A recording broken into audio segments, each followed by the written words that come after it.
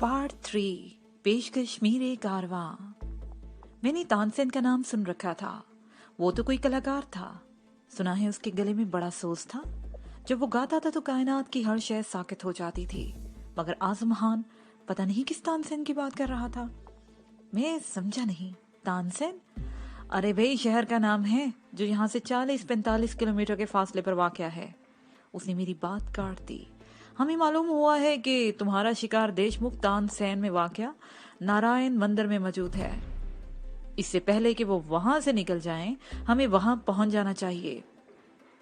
मैं एक झटके से उठ खड़ा हुआ। मैंने पैरों को आराम पहुंचाने के लिए जॉगर्स उतार रखे थे। मुझे जॉगर्स पहनने में 1 मिनट से भी ज्यादा नहीं लगा। बमला मुझसे पहले ही उठकर दरवाजे के करीब पहुंच चुकी थी। होटल से बाहर आने में भी हमें 2 मिनट से ज्यादा नहीं लगे थे। बरिंद्रा कार में ड्राइविंग सीट पर बैठा हुआ था। इंजन स्टार्ट था। हमारे बैठते ही उसने कार आगे बढ़ा दी। शहरी हदूद से निकलकर कार शिमाल की तरफ जाने वाली हाईवे पर दौड़ने लगी। इस तरफ पहाड़ों पे हाईवे तकरीबन 150 किलोमीटर दूर पोखारा नामी शहर तक चली गई थी। भारत शहर की सरहद पर वाक़या लमीन कस्बे से पोखारा तक ये सड़क सिद्धार्थ हाईवे ही कहलाती थी। इस वक्त हम शिमाली सिद्धार्थ हाईवे पर सफर कर रहे थे। इस हाईवे पर भी अच्छा खासा ट्रैफिक था। पूरा नेपाल पहाड़ों पर मुश्तमिल होने के बावजूद पूरी तरह आबाद था। हर चंद किलोमीटर के बाद कोई ना कोई बस्ती मौजूद है। पहाड़ सब्दे से ढके हुए हैं और यहाँ नशेबी इलाके थे। वहाँ खेती बाड़ी होती थी। पहाड़ों में फलों के बागात थे। तराइयों में साल में 2 मरतबा धान की फसल होती थी। तमाम कस्बे, शहर और गांव पुख्ता सड़कों के जरिए एक दूसरे से मिले हुए थे। ये कहना गलत ना होगा कि हिमालय के इस देश में सड़कों का जाल बिछा हुआ था। हर बड़े और दरमियाने शहरों के दरमियान हवाई राब्ते भी थे। धवन और लागर नामी कस्बों में रुके बगैर कार शिमाल की तरफ सफर करती रही और ये सड़क बदतरीज बुलंदी की तरफ चली गई थी। कहीं कहीं नशेब भी थे। बटवाल से रवानगी के चंद मिनट बाद ही अंधेरा फैल गया। पहाड़ियों में बलखाती हुई सड़क पर कार के हेडलैम्प्स मुतहरिक रोशनी बड़ा पुरस्कार तासर दे रही थी। 1 घंटे बाद हम तानसेन पहुंच गए। ये भी एक बहुत बड़ा कस्बा था। नारायण मंदिर की वजह से यहाँ भी सैकड़ों यात्रियों की आमदोरफ्त थी। अच्छा बारौना कस्बा था। बरिंद्रा ने कार एक सराय के सामने रोक ली। बमला को सराय में छोड़ दिया गया। कार भी वहीं छोड़ दी गई थी। हम तीनों पैदल ही एक तरफ चलने लगे। नारायण मंदिर ज्यादा दूर नहीं था। बहुत बड़ा मंदिर था। इस वक्त अगरचे शाम के 7:30 बज रहे थे, लेकिन मंदिर में खासी रौनक थी। बाहर की सीढ़ियां चढ़ते हुए मेरे दिल की धड़कन तेज हो गई। बरिंद्रा ने हमें गेट के करीब रुकने का इशारा किया और खुद अंदर चला गया। उसकी वापसी तकरीबन आधे घंटे बाद हुई थी। उसके साथ एक पंडित भी था। अजीब हैयत थी उस पंडित की। पेशानी कोई बालिश बड़ चौड़ी थी। गंजी खोपड़ी के पिछली तरफ बालों की झालर थी। दाढ़ी साफ थी, लेकिन मूंछें खासी बड़ी थीं। कानों में सोने के बाले और नाक में भी दोनों नथनों के बीच सोने की बाली थी। नाक में ऐसी बालियां मैंने राजस्थान में औरतों को पहने हुए देखा था। पंडित ने घेरवे रंग की धोती पहन रखी थी। पेट मटके की तरह आगे को निकला हुआ था और गले में रंग बिरंगी कई मालाएं थीं। जब वो सांस लेता तो यूं लगता जैसे सांप फुंकार रहे हों। हम उसे मंदिर के गेट से हटाकर दूर एक तारीख गोशे में ले गए। तुम मुझे अच्छी तरह जानते हो पंडित रघुनाथ, बरिंद्रा ने उसके चेहरे पर नजरें जमाते हुए कहा। फिल वक्त तो तुम्हें मुझसे कोई खतरा नहीं, लेकिन अगर तुमने हमारी बातों का ठीक ठीक जवाब न दिया तो तुम्हारी बाकी जिंदगी जेल में गुजरेगी। सागर माथा की पुलिस अभी तक तुम्हें भूली नहीं है। हुक्म करो महाराज, हम तो तुम्हारे दास हैं। पंडित रघुनाथ दोनों हाथ जोड़ते हुए बोला। उसका चेहरा कुछ और तारीख हो गया था। ये लोग इंडिया से कुछ देर के लिए यहाँ पर आए हैं, बरिंद्रा ने कहा। सुना है तुम्हारे मंदिर से इंडिया से कुछ लोग आए हैं, एक उधेड़ उम्र आदमी और एक बीमार औरत। उसने देशमुख का हुलिया बताया। 2 आदमी मकामी हैं, बदमाश उचक्के। वो लोग मंदिर में आए हुए हैं। कहाँ हैं वो लोग? गेट की तरफ बहुत कम रोशनी इस तरफ पहुंच रही थी। मेरी नजरें पंडित रघुनाथ के चेहरे पर मरकूज थी। बरिंद्रा की बात सुनकर उसका चेहरा एक लम्हे को मुतगय्यर हो गया था, लेकिन उसे फौरन ही अपनी कैफियत पर काबू पा लिया। वो लोग आए थे सरकार, उसने दोनों हाथ जोड़ते हुए जवाब दिया। वो मंदिर में पंडित भोज के पास आए थे, उनके साथ रवि के 2 आदमी भी थे, पर वो 1 घंटा यहाँ ठहर कर चले गए। कब आए थे और कहाँ गए? बरिंद्रा ने पूछा। 4 बजे आए थे सरकार, 5 बजे खटमंडू चले गए, पंडित ने जवाब दिया। सोच लो पंडित, बरिंद्रा ने इसके चेहरे पर नजरें जमा दी। अगर तुम्हारी ये बात गलत साबित हुई और वो लोग मंदिर ही में या तानसेन शहर में मौजूद हुए, तो तुम समझ सकते हो कि मैं तुम्हारा क्या खशर करूंगा। मैं सच कह रहा हूं सरकार, पंडित ने एक बार फिर हाथ जोड़ दिए। मैं आपके सामने झूठ नहीं मारूंगा। वो लोग खटमंडू चले गए हैं, रवि के पास मिलेंगे। ठीक है, हम देख लेते हैं, लेकिन तुम 1 घंटे तक मंदिर के अंदर नहीं आओगे, बरिंद्रा ने कहा। ठीक है सरकार, मैं यही धरना जमा लेता हूँ। पंडित वहीं जमीन पर आलती मालती मारकर बैठ गया। हम मंदिर में आ गए। कई और दासियों से और दासों से पूछा गया, कोई कुछ भी नहीं बता सका। सिर्फ एक दासी से ये पता चला कि दोपहर के बाद एक औरत और 3 आदमी पंडित भोज के पास आए थे। औरत बीमार थी। उस दासी ने उन्हें पंडित भोज के स्थान में तो जाते हुए देखा था, लेकिन वो बाहर जाते हुए दिखाई नहीं दिए थे। हम तकरीबन 1 घंटे तक मंदिर में मालूमात हासिल करते रहे, फिर बाहर आ गए। वो लोग निकल गए, बरिंद्रा ने मंदिर से बाहर आते हुए कहा। अब खटमंडू में ही उनका कुछ पता चलेगा। हम लोग खाना खाने के लिए बाजार के एक रेस्टोरेंट में रुक गए। इन दोनों ने तय कर लिया था कि रात तानसेन में ही गुजार कर सुबह सवेरे यहाँ से रवाना हुआ जाए। खाना खाने के बाद मैंने बमला के लिए खाना पैक करवा लिया। बरिंद्रा और आजम हाँ मुझे सराय के सामने छोड़कर चले गए। उन्होंने रात कहीं और गुजारने का फैसला किया था। बमला थकी हुई थी और शायद वो सो गई थी। कई मर्तबा खटखटाने के बाद दरवाजा खुला था।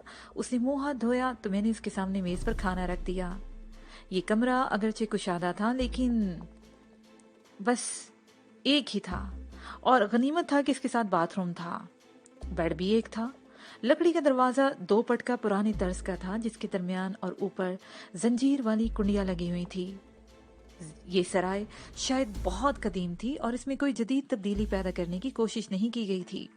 एक वसी और अरीज अहाता था, जिसके चारों तरफ कितारों में कमरे बने हुए थे। कमरों के सामने तवील बरामदे थे। वस में मैदान था जिसमें घास लगा दी गई थी, और दरमियान एक मुख्तसर सा हौज बनाकर फवारा भी लगा दिया गया था, जिसके आस पास 3-4 लकड़ी के खंभों पर बल्ब रोशन थे। और इस वक्त कुछ लोग टोलियों की सूरत में घास पर बैठे हुए थे। कई दिन के इस तवील सफर ने मुझे बुरी तरह थका दिया था। लगता था जैसे हमारा ये सफर कभी खत्म नहीं होगा।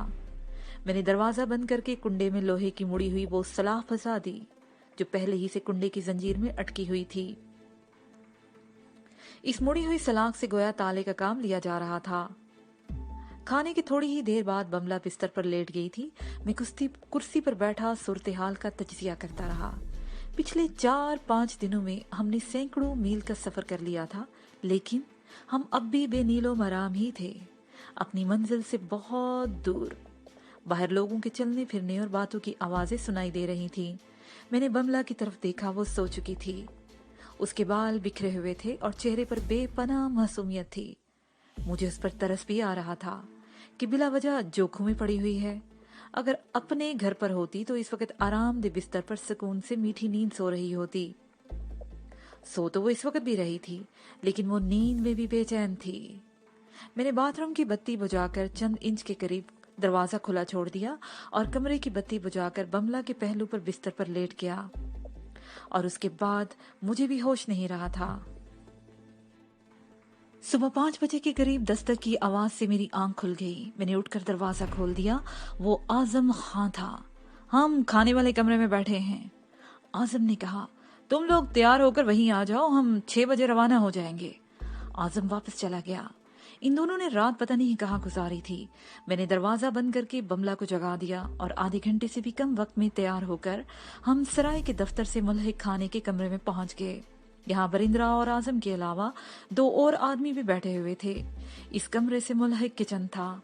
बरिंद्रा उठकर किचन में चला गया और थोड़ी ही देर बाद वो मुलाजिम के साथ नाश्ता लेकर आ गया। नाश्ते के बाद 6:15 बजे के करीब हम तानसेन से रवाना हो गए। इस वक्त सूरज नहीं निकला था, फिजा में धुंध सी फैली हुई थी। अगर हम सिद्धार्थ हाईवे पर सफर करते हुए तकरीबन 100 किलोमीटर दूर पोखरा की तरफ जाते तो वहां से मशरक की तरफ पृथ्वी हाईवे का रुख करते। इस तरह काठमांडू पहुंचने के लिए हमें मजीद 250 मील का फासला तय करना पड़ता। लेकिन तानसेन से निकलकर चंद किलोमीटर का फासला तय करने के बाद बरिंद्रा ने कार मशरक की तरफ एक जैली सड़क पर मोड़ दी। पहाड़ियों में बल खाती हुई ये सड़क कहीं पुख्ता थी और कहीं कच्ची। हम दरियाए काली गंदगी के साथ साथ इस सड़क पर सफर करते हुए दोपहर से जरा पहले मोहिंदर हाईवे पर निकल गए। चंद किलोमीटर आगे नारायणगढ़ शहर था, लेकिन हम वहां नहीं रुके। उससे चंद किलोमीटर आगे भरतपुर शहर था, जहां एयरपोर्ट भी था। हम भरतपुर में सिर्फ 1 घंटे रुके थे। खाना खाने के बाद गाड़ी में पेट्रोल भी डलवाया गया और फिर उस सड़क पर तकरीबन 90 किलोमीटर का फासला तय करके हम त्रिभुवन हाईवे पर आ गए। यहाँ से काठमांडू सिर्फ 130 किलोमीटर के फासले पर रह गया था। हमने त्रिभुवन हाईवे पर शिमाल की तरफ सफर जारी रखा और बिलाहिर दोपहर 5 बजे के करीब थानकोट पहुंच गए। थानकोट काठमांडू से 15 किलोमीटर के फासले पर एक खूबसूरत आबादी थी। बरिंद्रा ने कार आबादी से हटकर दरख्तों के झुंड में एक खूबसूरत बंगले के सामने रोक दी। हॉर्न बजाते ही बंगले का गेट खुल गया और बरिंद्रा कार अंदर लेता चला गया। बरामदे के सामने पहले ही भी नीले रंग की एक छोटी सी कार खड़ी थी। बरिंद्रा ने अपनी कार उसके पीछे रोक ली और इंजन बंद कर दिया। उसी वक्त बरामदे वाले दरवाजे से एक खूबसूरत औरत को बरामद होते देखकर मेरी आंखों में उलझन सी तैर गई। उसकी उम्र 25-26 साल होगी। उसे नेपाली लिबास पहन रखा था। बरिंद्रा उसे वो बड़ी गर्मजोशी से मिली थी। हमारा इस्तकबाल भी उसने बड़ी गर्मजोशी से किया था। वो मेघना थी, बरिंद्रा की दोस्त, जो एक उधेड़ उम्र मुलाजिम के साथ यहाँ रहती थी। रस्मी तारुफ के बाद मेघना ने फौरन ही हमारी खातर मदारत शुरू कर दी। उसे मुलाजिम को बाजार बेचकर केक, पेस्ट्रियां और फल वगैरह मंगवा लिए और चाय के साथ ये सारे लवाजमात हमारे सामने पेश कर दिए। चाय के दौरान और उसके बाद भी बरिंद्रा ज्यादातर मेघना ही से बातें करता रहा था और फिर तकरीबन 7 बजे के करीब आजम को इशारा करता हुआ उठ गया। हम काठमांडू शहर जा रहे हैं, उसने मेरी तरफ देखते हुए कहा। हो सकता है रात को देर से आए या सुबह से पहले ना लौट सके। तुम लोग यहाँ आराम से रहो, यहाँ तुम्हें कोई तकलीफ नहीं होगी। काठमांडू में देशमुख और उस रवि के बारे में पूरी मालूमात हासिल कर लेंगे, घबराओ नहीं। 1-2 दिन बाद शोभा तुम लोगों के साथ होगी। बरिंद्रा ने मेघना को भी हमारा ख्याल रखने को कहा और आजम के साथ बाहर चला गया। जब हम तंगपुर से सरहद पार करने के लिए रवाना हुए थे तो हमारी भागदौड़ आजम के हाथ में थी, लेकिन सरहद पार करके जोड़िया पानी से भागदौड़ बरिंद्रा ने संभाल ली थी और हम अब उसी के डिस्पोजल पर थे। उनके जाने के बाद मेघना रात के खाने की तैयारी में लग गई। कभी वो खुद मसरूफ हो जाती, कभी मुलाजिम को हदायत देने लगती और कभी हमारे पास बैठकर बातें करने लगती। बिलाहिर उसने एक कमरा हमें दे दिया और हम नहा धोकर कि थकन उतार लें और ताजा दम हो जाएं। रात के खाने पर भी मेघना खूब चहकती रही। वो वाकई बहुत खुश अखलाक और मुखलिस औरत थी। उसे ये फिक्र खाए जा रही थी कि हमारी खिदमत में कोई कमी ना रह जाए। मेघना से खासी बेतकल्फी हो गई थी। खाने के बाद हम बड़े कमरे में बैठे बातें करते रहे। आजम ने हमें बरिंद्रा के बारे में अभी तक कुछ नहीं बताया था, लेकिन मेरा अंदाजा था कि उसका ताल्लुक नेपाल की खुफिया पुलिस से है और अब मेघना की बातों से इसकी तस्दीक हो गई थी। वो खुफिया पुलिस में लेडी इंस्पेक्टर थी। मेघना की अपनी कहानी बड़ी दिलचस्प थी। जात पात हिंदू धर्म में एक संगीन मसला है। ऊंची जात के हिंदू नीची जात के हिंदू को अपने करीब नहीं फटकने देते। इन्हें मलीच और नीच गर्दाना जाता है। धर्म पर बरहमन काबज हैं। नीच जात का कोई हिंदू पंडित नहीं बन सकता, लेकिन मंदिरों में देवताओं और पंडितों पुजारियों की सेवा के लिए नीच जात की लड़कियों को ही गोपी, दासी या जोगन बनाया जाता है। इस मकसद के लिए खूबसूरत लड़कियों का इंतखाब किया जाता है और खूबसूरत गोपियों और दासियां मंदिरों में कहीं देवी या देवता के नहीं बल्कि मरहमन पंडितों और पुजारियों के काम आती हैं। वही इनसे सेवा कराते हैं और वही इन्हें इस्तेमाल करते हैं। बाज लड़कियों को 10-11 साल की उम्र में ही मंदिर के हवाले कर दिया जाता है। किसी देवी या देवता से इनकी शादी कर दी जाती है और इस शादी के बाद वो किसी मर्द से शादी नहीं कर सकती। तहाँ मंदिर के पंडित और पुजारी आजादी से इसे इस्तेमाल करते हैं और जब वो उनके लिए बेकार हो जाती हैं, किसी काम की नहीं रहती, तो उसे मंदिर से निकाल दिया जाता है। वो सड़कों पर भीख मांग मांग कर और जिस्म बेचकर अपना पेट पालती हैं।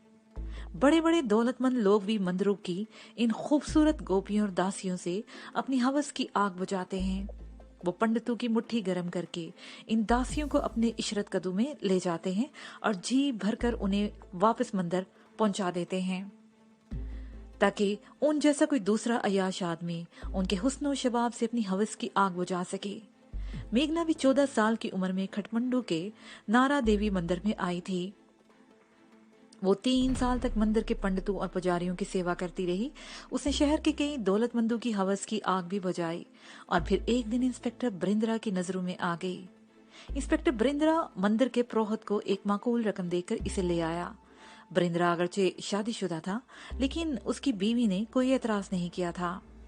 कोई मर्द किसी गोपी, जोगन या दासी को मंदिर से लेकर आता है तो बीवी नाराज होने की बजाय खुश होती है। बरिंद्रा की बीवी ने भी बड़ी खुशी का इजहार किया था। बरिंद्रा ने मेघना को कुछ अरसे अपने घर पर रखा और फिर थानकोट के इस बंगले में ले आया था। वो इससे बाकायदा शादी नहीं कर सकता था, लेकिन मेघना कई साल से उसके पास रह रही थी और बरिंद्रा उसके तमाम अखराजात पूरे करता था। वो कभी अपनी बीवी के पास रहता और कभी यहाँ मेघना के पास। मेघना देवी वफा शुआरी की खत कर दी थी। उसने दूसरे मर्द की तरफ कभी आंख उठाकर नहीं देखा था। उसने शायद एक ही खोंटे से बंधे रहने में ही आफियत समझी थी। 11 बज गए। बमला सोफे पर बैठे बैठे ऊँग रही थी। दिन भर के सफर ने मुझे भी बुरी तरह थका दिया था और मुझे भी नींद के झोंके आ रहे थे। और बिलाहिर मेघना को भी हमारी हालत पर रहम आ गया और हम कमरे में आ गए। बिस्तर पर गिरते ही मेरी आंखें बंद होने लगी।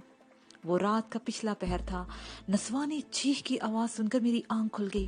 मैंने बमला की तरफ देखा। वो मेरे पैरों में गहरी नींद सो रही थी।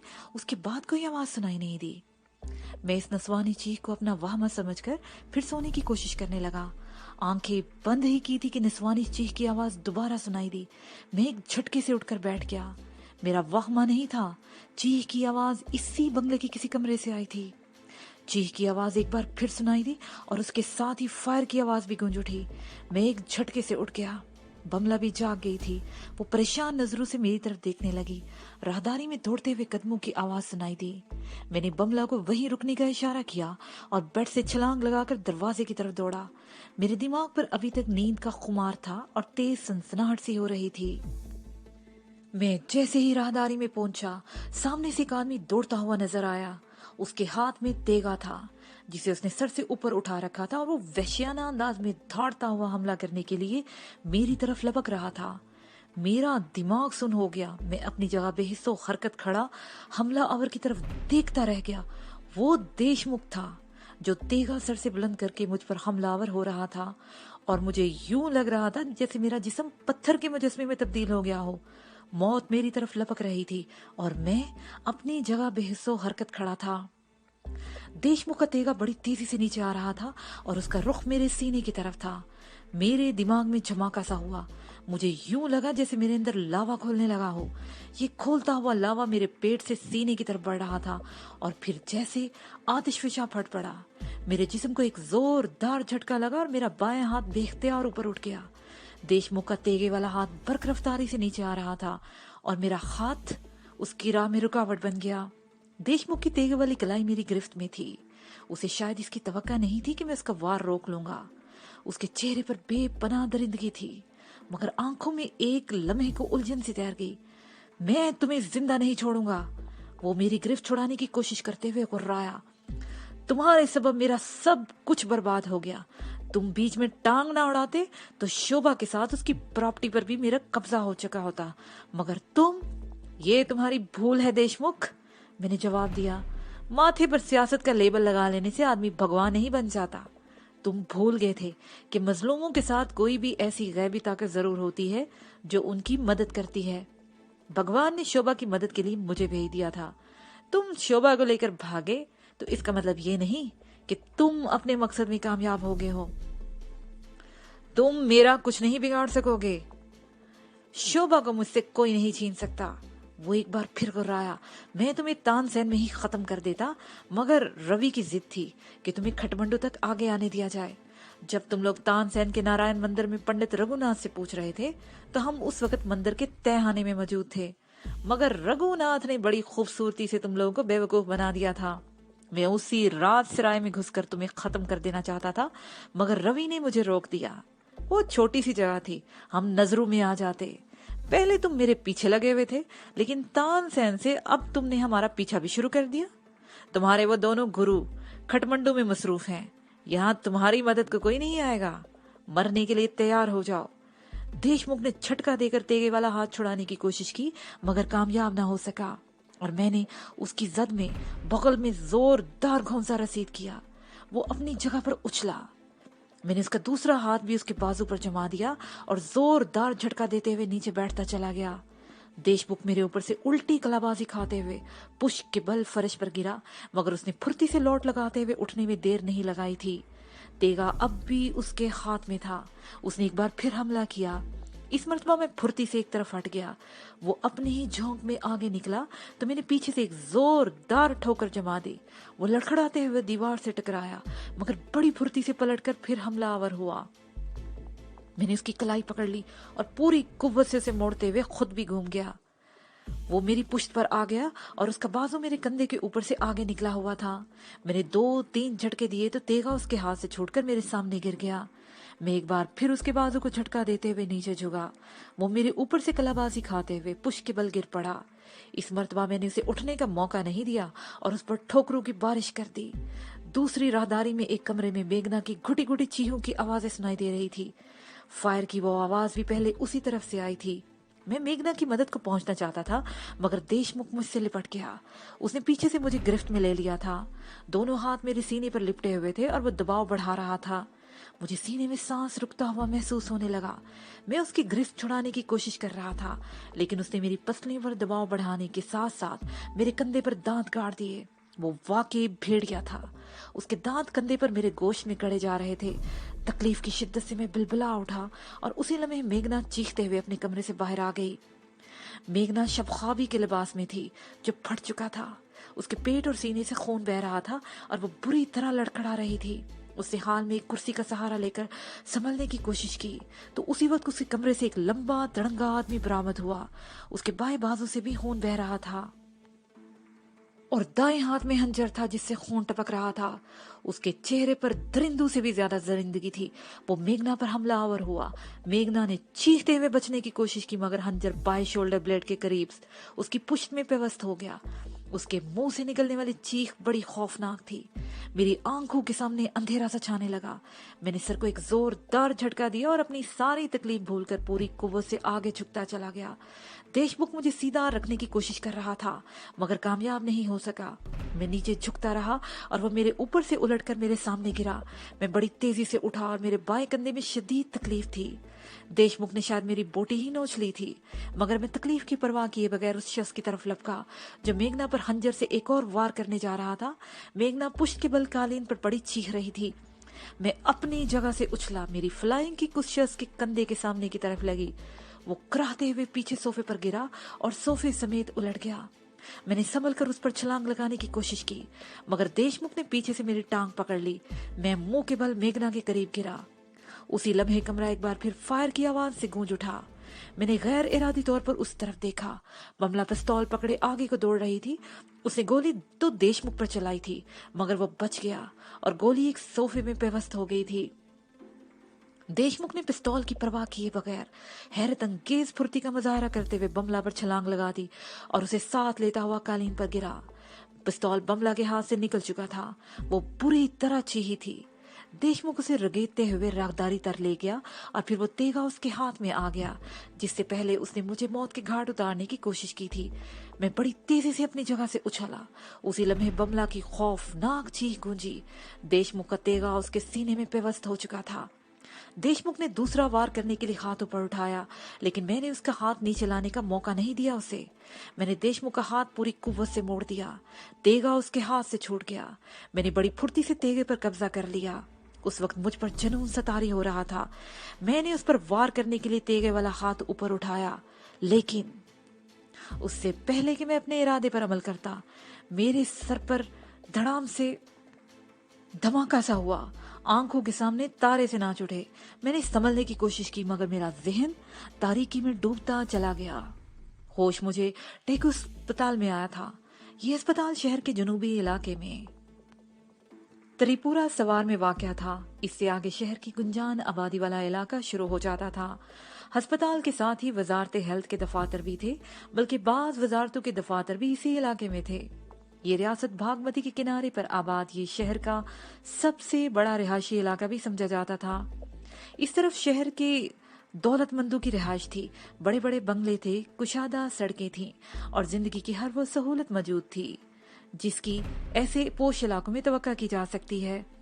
होश में आने के बाद मेरी आंखों के सामने काफी देर तक धुंध सी छाई रही। कानों में सनसनाहट की आवाजें महसूस होती रहीं। मैं आंखें खोले बेहिसो हरकत पड़ा रहा। चंद मिनट बाद धुंध छटने लगी और मेरे हवास बहाल होने लगे। मैं इधर उधर देखते हुए सोच रहा था कि ये कौन सी जगह हो सकती है और मैं यहाँ कैसे पहुंचा। मैंने अपने इतराफ में देखने के लिए सर को हरकत दी तो दिमाग में धमाके से होने लगे। दर्द की टीसें मेरे सर के पिछले हिस्से से फैलती चली गईं। मेरे मुंह से बेख्तियार करा खारिज हो गई और करा की आवाज सुनकर ही सफेद बराक यूनिफॉर्म में मलबूस एक लड़की कुर्सी से उठकर मेरे करीब आ गई थी। उसे देखकर मुझे अंदाजा लगाने में दुश्वारी पेश नहीं आई कि मैं कहाँ था। सफेद ड्रेस वाली वो लड़की नर्स थी और मैं अस्पताल में था। मुझे क्या हुआ है? कौन लाया है मुझे यहाँ? मैंने नर्स की तरफ देखते हुए पूछा। मुझे बोलने में भी तकलीफ हो रही थी और दिमाग में एक बार फिर धमाके से होने लगे। मेरा एक हाथ बेख्तियार सर पर पहुंच गया और उस वक्त पता चला कि मेरे सर पर पट्टी बंधी हुई थी। तुम अस्पताल में हो? नर्स ने कहा। चंद घंटों के बाद होश में आए हो, आराम से लेटे रहो, मैं डॉक्टर को बुलाती हूँ। नर्स तेजी से बाहर निकल गई। मैं दीदे घुमाते हुए इधर उधर देखता रहा। मेरे सामने वाली दीवार बिल्कुल सपाट थी। दाईं तरफ दरवाजा था और बाईं तरफ एक कुशादा खिड़की थी जिससे सामने नीले रंग का पर्दा फैला हुआ था। पर्दे से बाहर से रोशनी पड़ते ही देखकर अंदाजा लगाया जा सकता था कि बाहर धूप फैली हुई थी। मैंने अपनी जगह से हरकत करने की कोशिश की तो एक बार फिर करा उठा। इस मर्तबा मेरे बाएं कंधे पर भी दर्द की शदीद लहरें सी उठी थीं। मैंने आहिस्तगी से गर्दन घुमाकर देखा, बाएं कंधे पर भी पट्टी बंधी हुई थी। पूरे कंधे और उसके साथ गर्दन में ऊपर तक शदीद खिंचाव महसूस हो रहा था। मैंने उठना चाहा तो दिमाग में एक बार फिर धमाके से होने लगे। मैंने उठने का इरादा तर्क कर दिया और बेहिसो हरकत होकर आंखें बंद कर लीं। मेरे दिमाग में सनसनाहट फैलती जा रही थी और फिर बदतरीज में पुरसकून होता चला गया। और फिर मैं सोचे बगैर न रह सका कि मेरे जिस्म पर पट्टियां क्यों बंधी हुई हैं, मैं जामी कैसे हुआ था और मुझे अस्पताल कौन लाया था। ये सब कुछ सोचते हुए अचानक मेरे दिमाग में चमका हुआ और मुझे सब कुछ याद आ गया। मैं शोभा को देशमुख के शिकंजे से छुड़ाने के लिए उसका पीछा करते हुए नेपाल पहुंचा तो मेरे साथ बमला भी थी और आजम खान का नाम भारतीय खुफिया पुलिस का एक ऑफिसर इस सिलसिले में हमारी मदद कर रहा था। मुझे याद आ गया कि एक मौके पर मैंने आजम खान की जान बचाई थी और इस एहसान का बदला उतारने के लिए उसे हमारी मदद का वादा किया था। वही हमें सरहद पार करवा कर नेपाल लाया था। नेपाल के एक सरहदी कस्बे में बरिंदर नाम का एक और आदमी, उससे हमारी मुलाकात हुई थी जिसके बारे में बाद में पता चला कि वो नेपाल की खुफिया पुलिस का ऑफिसर है। हम खटमंडू से चंद मील दूर थानकोट में थे। बरिंदरा हमें अपनी दोस्त मेघना के बंगले पर छोड़कर आजम खां के साथ खटमंडू चला गया था और फिर उस रात एक निस्वानी चीख और फायर की आवाज सुनकर मेरी आंख खुल गई थी और उसके बाद जैसे जैसे मुझे याद आता रहा मेरी हालत गैर होती चली गई। उस लंबे तिरंगे शख्स ने हंजरों के वार करके मेघना को बुरी तरह घायल कर दिया था। मैं उसे बचाने के लिए दौड़ा तो देशमुख ने बमला पर तेगी से हमला कर दिया था। मैंने देशमुख से तेगा छीन लिया और वही तेगा उसके सीने में पेवस करना चाहता था कि मेरे सर पर पहाड़ टूट पड़ा। उसके बाद मुझे होश नहीं रहा और होश आया तो मैं यहाँ इस हाल में पड़ा था। मेरे दिमाग पर हथौड़े से बरस रहे थे। मेघना और बमला का ख्याल आते ही मैं तड़प उठा। वो दोनों कहाँ हैं, किस हाल में हैं? मैं अपनी तकलीफ की परवाह किए बगैर उठ गया और बेड से उतरना ही चाहता था कि दरवाजा खुला और 3 अफराद अंदर दाखिल हुए। उनमें एक तो वही नर्स थी जो कुछ देर पहले बाहर गई थी, एक डॉक्टर था और तीसरा आदमी आजम खान था। मुझे बेड से उतरते देखते ही नर्स तेजी से आगे बढ़ी। अरे अरे, कहाँ जा रहे हो? लेट जाओ, आराम से लेट जाओ। वो मुझे बाहों से पकड़कर लटाने की कोशिश करने लगी। डॉक्टर और आजम खां भी करीब आ गए। डॉक्टर ने मेरे सीने पर हाथ रखकर मुझे लटा दिया। आराम से लेटे रहो, ज्यादा हरकत करोगे तो जख्म खुल जाएगा। वो कहाँ है? कैसी है वो दोनों, बमला और मेघना? मैंने रुक रुक कर कहा। वो दोनों बिल्कुल ठीक हैं, तुम परेशान मत हो, आराम से लेटे रहो। ये बात डॉक्टर की बजाय आजम खां ने कही थी। उसने आगे बढ़कर मेरा हाथ अपने हाथ में ले लिया और मुझे आराम से लेटे रहने की तलकीन करने लगा। इसके साथ ही ये पार्ट अपने इख्तिताम को पहुंचा।